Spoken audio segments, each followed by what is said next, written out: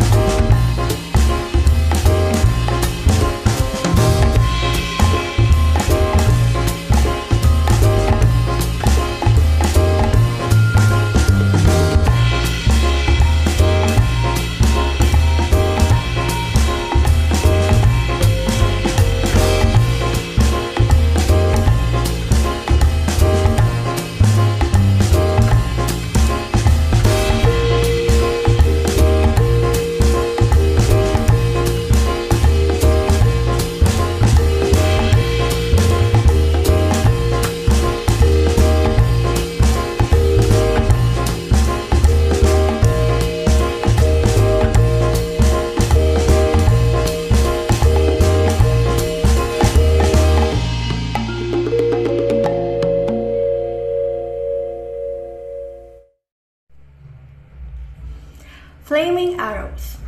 Flaming arrows were used throughout medieval times as a thermal weapon. The Romans, Assyrians, Judeans, and many others used flaming arrows. Fire arrows with rockets attached were invented by the Chinese during the Song dynasty. Many variations of fire arrows with flaming arrows were used by the Japanese and Koreans. The simplest flaming arrows had oil or resin soap closed tight below the arrowhead, and these were very effective against wooden construction. The Roman scissor. Roman scissor is a rather unusual weapon from ancient Rome, used by the class of gladiators who were called scissors, but as gladiators they were not very well described in history.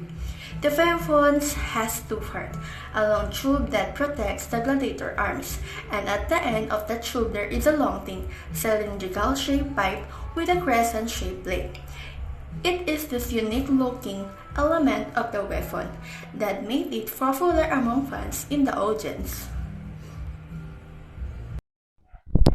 Shuriken weapon. Specification of weapon: length 5 and 8 1/2 and 31 cm. Weight 1.3 and 5.3 ounce or 35 150 grams. Configuration: heavy ground steel used by Japanese. The shuriken is well known Japanese weapon often described the popular culture as a ninja star. Is a used by concealed weapon for this self-defense rather than direct attack. Next, bank knock. Bank knock weapon in India.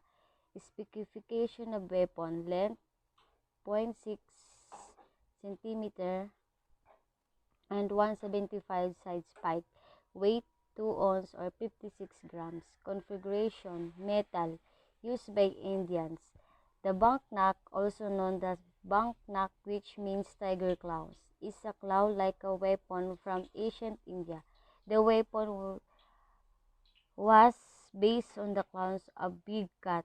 There are 4 to 5 crown bells which use the slash through the skin and muscles. Madu. Madu is an ancient Indian weapon. Specification of the weapon. Length is 24 inches or 61 centimeters. Weight is 3 to 14 pounds. Configuration steel, and it is used by Indians. The Madu is another weapon from ancient India. It is also more commonly known as the Maru. It is made from the black horns pointing in opposite directions joined by a crossbar which is also acts as a handle. Variations include the addition of a shield for defensive purposes. In later years, the weapon was made out of steel. It is believed to have originated in South India and was used mostly as a defensive weapon to ward off counterattacks. The pointed horns may be used for stabbing and thrusting in offensive attacks. Next is the high-pass piece. High-pass piece, specification of the weapon. Length is 24 inches or 61 centimeters. Weight is 3 to 14 pounds. Configuration steel, and it is used by Greek. Unlike other arsenals and weapons on the list, the high-pass piece is not a weapon but rather an elite infantry soldier who served in the army of Alexander the Great.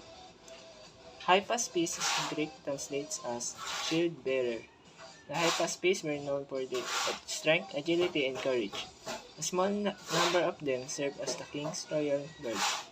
Veteran high-pass piece soldiers were also known as the Silver Shield, as they held silver shields or the argyraspids.